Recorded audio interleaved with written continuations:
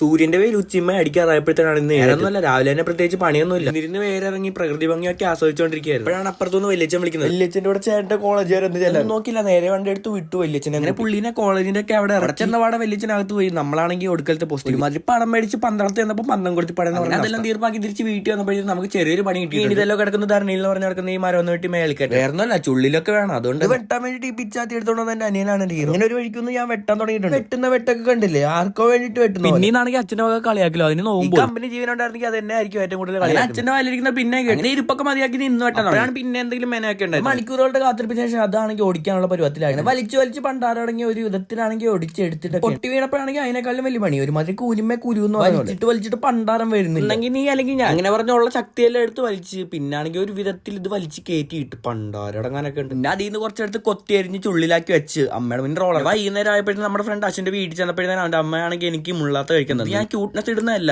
പൊളിച്ചിട്ട് പണ്ടാറടങ്ങിയിട്ടാണ്. പുളിയൊക്കെ ആണെങ്കിൽ പോലും നല്ല ടോപ്പ് ഡിമാൻഡുള്ള സാധനം. കഴിച്ചോണ്ടിരുന്നപ്പോൾ അവിടുത്തെ പൂച്ചയാണെങ്കിൽ തലങ്കം വിലങ്ങ് നിന്ന് ക്ലീൻ ചെയ്തോണ്ടിരിക്കും. 3 നേരം കുളിക്കുന്നെന്ന് പറഞ്ഞ് ഷോ ഓഫർക്കൊന്നും മനുഷ്യനൊന്നും ഇതിന്റെ മുന്നേ ഒന്നും മച്ചാൻ ഡെയിലി ഇതുപോലെ ക്ലീൻ ചെയ്യുന്നതിന് കയ്യും കണക്കൊന്നും. അങ്ങനെ ഇരുന്നപ്പോഴാണ് അവന്റെ മാമനാണെങ്കിൽ കുറച്ച് മീനും കൊണ്ട് മീൻ അങ്ങോട്ട് കൊണ്ടുവന്ന പാടെ ഒരുമാതിരി അലാറം വെച്ചാണെങ്കിൽ മറ്റേ പൂച്ച ബുദ്ധി എന്ന് വെച്ചാൽ നമ്മളെക്കാളും ഭയങ്കര ടോപ്പാണ്. ഇവനാണെങ്കിൽ കൊണ്ടുപോയത് അവന്റെ പങ്കാണ്, മറ്റവൻ തട്ടിപ്പറിക്കുക. 5-6 മീനും കഴിച്ച് വയറും നിറഞ്ഞ് മത്ത് പിടിച്ചിട്ടാണ് തോന്നി കിടന്നുറങ്ങിയാലെന്ന് വിചാരിച്ച് ലൈറ്റ് ഇട്ട് ഉണർത്തിയപ്പോഴത്തേനും ഒരുമാതിരി വിഷ്ണു അനന്ത ശൈത്യത്തിൽ കിടക്കുന്ന പോലെ ദാ കിടക്കുന്നു. അങ്ങനെ നാളെ ഉച്ചയ്ക്ക് റിലീസ് ആവുന്ന പറഞ്ഞ എമ്പുരാന്റെ ട്രെയിലർ ധാരാളമായിട്ട് ഉറക്കം കളയാനായിട്ട് പാതിരാത്രിക്ക് ഇറക്കി വിട്ടു. പാതിരാത്രിക്ക് ഉറക്കം കളഞ്ഞിട്ട് എഴുന്നേറ്റ് വന്ന് കണ്ടാണേലും കുഴപ്പമില്ല. ഒന്നാന്തരം സ്വാലികത്തായ ട്രെയിലർ. ബാക്കി നാളെ.